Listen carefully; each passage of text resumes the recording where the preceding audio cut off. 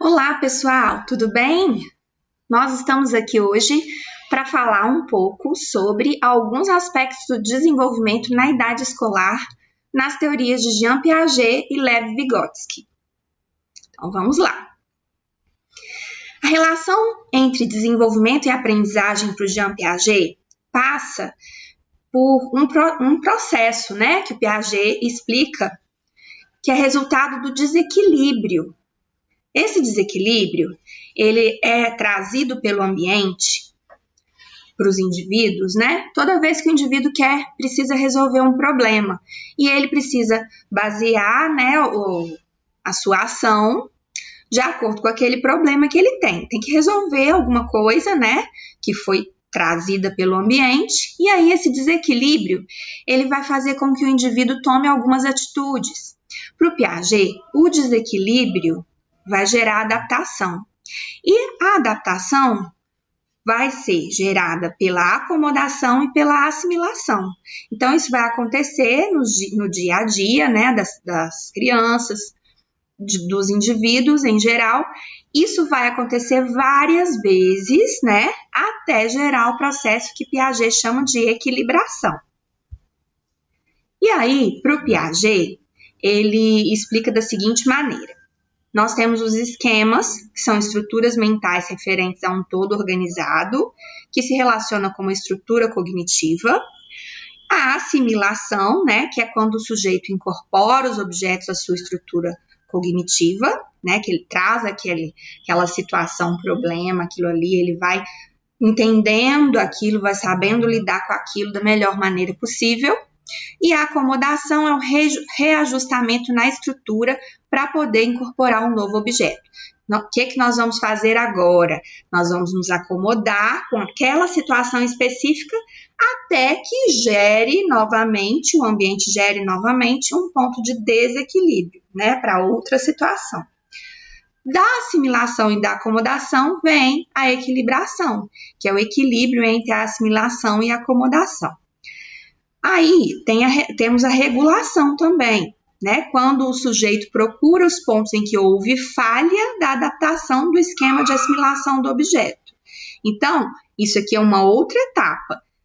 O próprio indivíduo ele vai ter conhecimento, vai ter noção das etapas anteriores, e aí ele mesmo vai procurar falhas. Nossa, e o que foi feito de uma forma que deu errado? Como que eu posso fazer de outra forma para fazer dar certo, né? E aí a gente tem os estágios do desenvolvimento segundo Piaget. Primeiro estágio, que é o sensório motor, as crianças de 0 a 2 anos, onde o conhecimento do mundo é feito através dos sentidos e habilidades motoras. É aquele estágio onde a criança leva tudo à boca, por exemplo, né? Então, ele vai interagir com os sentidos. Por que ele leva à boca, por exemplo? Por causa do paladar, né? Um dos sentidos dele. Pegar as coisas, né? Através do tato, sentir a superfície dos objetos. Então, isso tudo a criança está usando os sentidos, né? A visão, claro, né? Um dos principais, né?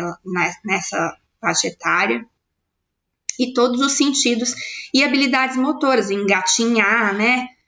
Começar a querer dar os primeiros passinhos, então, nessa época.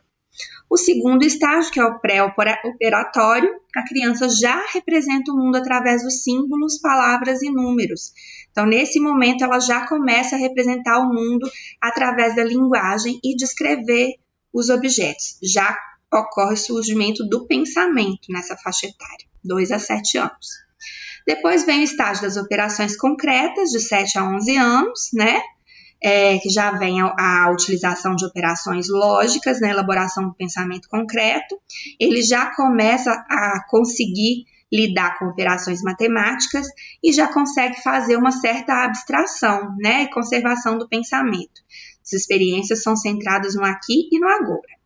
Depois temos o estágio operatório formal, né? De 12 anos em diante. Nesse estágio, as pessoas, os indivíduos já começam a lidar com operações lógicas mais abstratas. O sujeito atinge uma capacidade mais ampla do mundo simbólico e, através da lógica, ele consegue chegar ao pensamento mais amplo, né? Então, o raciocínio já vai abrangendo um mundo mais abstrato. E aí, gente, nós temos também o Vygotsky.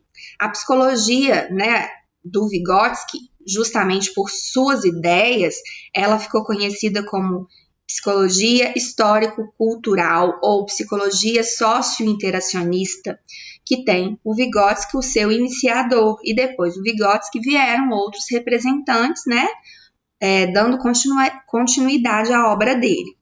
E aí, o que ele fala? Ele fala que a criança, ela não existe isoladamente. No vídeo que a gente assistiu, inclusive, começa assim, né? Ninguém é uma ilha. Então, ele tem que se relacionar com o ambiente em que ele está inserido, com a sociedade em que ele está inserido, e essa interação com as pessoas, com o ambiente, com a sociedade em geral, essa interação cultural, inclusive, é ela que vai fazer com que o indivíduo aprenda. E para o Vygotsky, esse pensamento, ele acaba ficando mais consistente, melhor com o desenvolvimento da linguagem, né? Que a linguagem é um processo muito importante nesse desenvolvimento. E aí, o que o Vygotsky fala? Ele fala que a formação e o conhecimento ocorrem de forma ativa pelo sujeito e é potencializada pela mediação. Olha que bacana. Nós, professores, somos mediadores. Então, o que a gente vai fazer? A gente vai ficar ali estimulando e dando condições para as crianças de crescer além do que elas já sabem, né, do que elas já conhecem, e ir além de acordo com o grande potencial que toda criança tem, né? Então, a linguagem, o pensamento estão ligados e, através da interação com a cultura e o meio social, ocorre o seu desenvolvimento, potencializado pela mediação de outras pessoas, né? Outras pessoas, que pessoas podem ser? Os colegas, a família, os professores. Então, todos nós estamos mediando, estamos como se a gente estivesse colocando degraus, né? Degraus não, porque degraus dá a impressão de que a gente está colocando dificuldades, obstáculo, mas não. A gente está impulsionando ao aprendizado, né, dessas crianças. E, ao mesmo tempo, elas também impulsionam o nosso, porque a gente também está aprendendo, né? A gente também está indo além do nosso potencial. E aí, o socio-interacionismo, né, como ficou conhecida a pesquisa, a teoria do Vygotsky, ele diz que, mais que agir sobre o meio, o indivíduo precisa interagir com o meio. O que parece individual é resultado da relação com o outro. As funções mentais superiores são socialmente formadas e culturalmente transmitidas por meio da linguagem. E aí o Vygotsky fala que temos as etapas do desenvolvimento psicológico, né? E sempre em cada etapa a gente vai encontrar uma nova estrutura de acordo com aquela idade. Cada etapa do desenvolvimento psicológico encontra-se sempre também uma nova formação central, que configura uma espécie de guia para todo o processo de reorganização da personalidade da criança sobre uma base nova. Então é como se você estivesse fazendo as camadas do solo. Eu sou professora de geografia, então pensa assim, em cima de cada camada vem uma nova. Então tem a base, se fosse a gente estivesse falando do processo de formação do solo, teria a rocha-mãe, que é toda aquela estrutura inicial, e acima da rocha-mãe vai se desenvolvendo o solo, camada por camada. Mesma coisa da estrutura da personalidade, do pensamento, da organização. Você tem uma base, e acima daquela base você vai construir outra, e outra, e outra, e outra, em cada etapa do processo. Essa organização social do desenvolvimento tem uma contradição entre as capacidades atuais da criança, as necessidades, os desejos das crianças e as demandas e possibilidades do ambiente. Então, vai juntar isso tudo para se transformar numa nova organização. E aqui a gente tem um conceito muito bacana do Vygotsky, que é a zona de desenvolvimento proximal. Aquilo que eu falei anteriormente, que quando a gente atua como mediador, nós estaremos, de certa forma, potencializando, né, o aprendizado. Então, ele diz que a nova formação central produzida em dado período etário é consequência das interações da criança na situação social de desenvolvimento, envolvendo funções psicológicas relevantes que ainda não amadureceram. Então, elas não amadureceram ainda, mas com a atuação na zona de desenvolvimento proximal dos mediadores, essa criança vai atingir o potencial máximo que ela poderá, né? Então, aqui nós temos o nível real da criança, o nível potencial. E aqui, com o auxílio do tutor, né? Ele está ajudando a criança a sair do nível real dela e atingir o nível potencial. Participação guiada, né? Através da participação guiada. Então, o que é a zona de desenvolvimento proximal?